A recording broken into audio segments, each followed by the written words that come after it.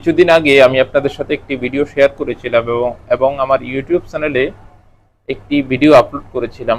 যে ভিডিওর মধ্যে আমি আপনাদের সাথে আলোচনা করেছিলাম আপনারা সূরাতুল ইখলাসকে উল্টো করে কিভাবে কোনো লোককে বশীকরণ করবেন।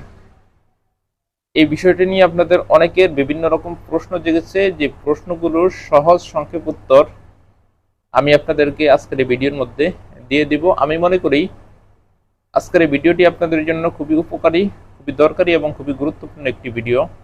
তাই ভিডিওটিকে না টেনে একটু শেষ পর্যন্ত দেখার চেষ্টা করবেন।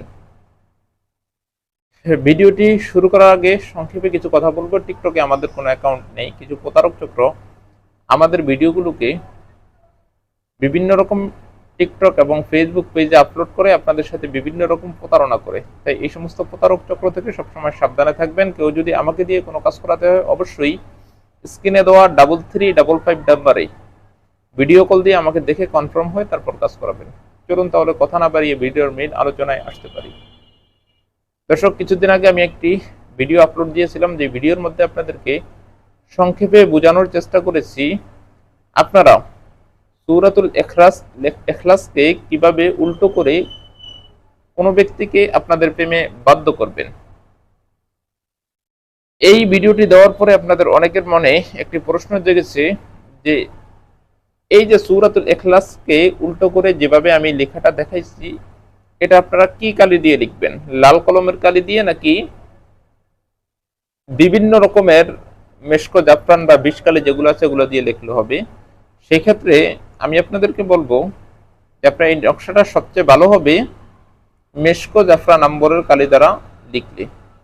যদি মেশকো জাফরান নম্বরের কালি দ্বারা এই নকশাটি লিখেন তাহলে আপনার সবচাইতে ভালো হবে। যদি মেশকো জাফরান নম্বরের কালি না থাকে তাহলে আপনি শুধু লাল কালি দ্বারা লিখতে পারেন, কিন্তু বিষ কালি দ্বারা কখনোই এটা লেখা যাবে না।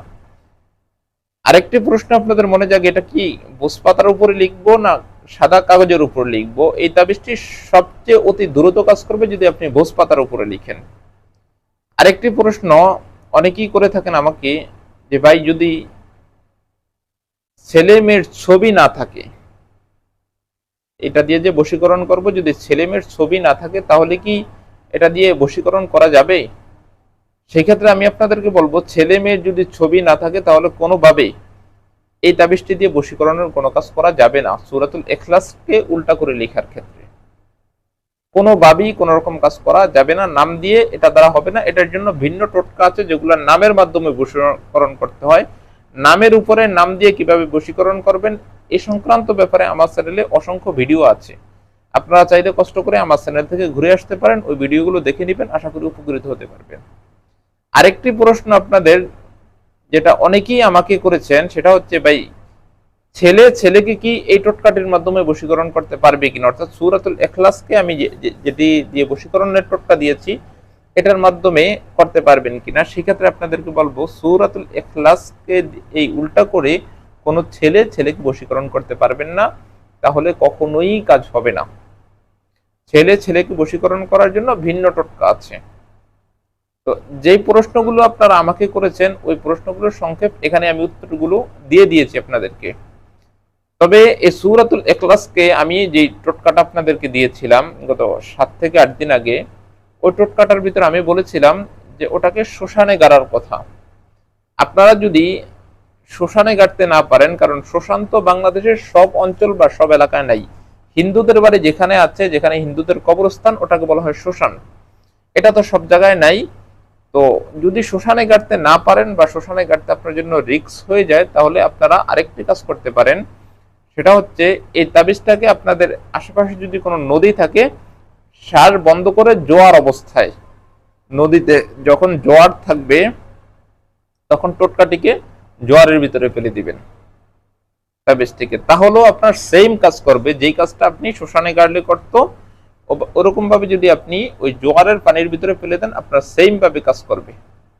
আমি হয়তো আপনাকে এই বিষয়টি সম্পূর্ণ বোঝাতে পেরেছি। তো যে প্রশ্নগুলো আপনাদের জেগেছে বা যে প্রশ্নগুলো আপনাদের মনে এসেছে, এই প্রশ্নগুলোর আমি উত্তর এখানে এই ভিডিওটার মধ্যে দিয়ে দিয়েছি। আপনারা এভাবে কাজ করলে ইনশাআল্লাহ 100% উপকৃত হবেন এবং উপকার পাবেন। এবং সূরা ইখলাসকে কিভাবে উল্টো করে লিখবেন, কোন নিয়মে লিখবেন, ওই ভিডিওটার লিঙ্কও আমি এই ভিডিওর ডেসক্রিপশন বক্সে দিয়ে রাখবো। আপনারা কষ্ট করে ভিডিওটা সম্পূর্ণ দেখবেন এবং যদি সূরা ইখলাসকে উল্টা করে না লিখতে পারেন তাহলে ডেসক্রিপশন বক্সে যে ভিডিওর লিংকটা পাবেন ওই ভিডিওটা সম্পূর্ণ দেখলে ওই ভিডিওর ভিতরে আমি সম্পূর্ণ দেখিয়ে দিয়েছি আপনারা সূরা ইখলাসকে কিভাবে উল্টো করে লিখবেন, তাহলে সহজে শিখতে পারবেন। ওই ভিডিওটি একটু কষ্ট করে দেখে নেবেন। ধন্যবাদ, ভালো থাকুন, দেখা হবে পরবর্তী ভিডিওতে ইনশাআল্লাহ।